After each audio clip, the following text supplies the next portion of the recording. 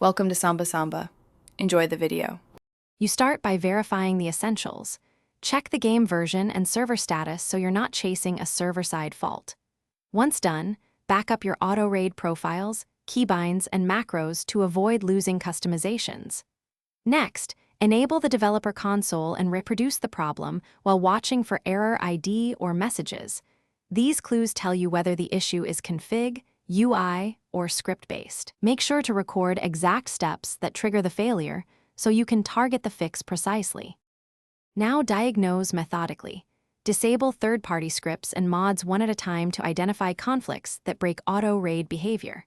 Once you find a suspect, reset that auto-raid profile to defaults and reapply your custom steps incrementally. This reveals which action introduces the bug. Also verify client permissions so the game accepts simulated inputs and macro events. Without proper permissions, automation stalls. Keep notes of each change and retest after every modification. To confirm progress, finish by restoring a working profile from your backup and testing in a non-critical area for at least 10 minutes to confirm stability. If the issue persists, collect console logs, exact reproduction steps, and screenshots, then submit a clear bug report to support. That speeds official fixes. Meanwhile, implement a temporary workaround, use manual triggers, or simplify the macro loop so it avoids the offending sequence. If things go wrong, retry isolation steps and attach logs when seeking help. That yields faster solutions.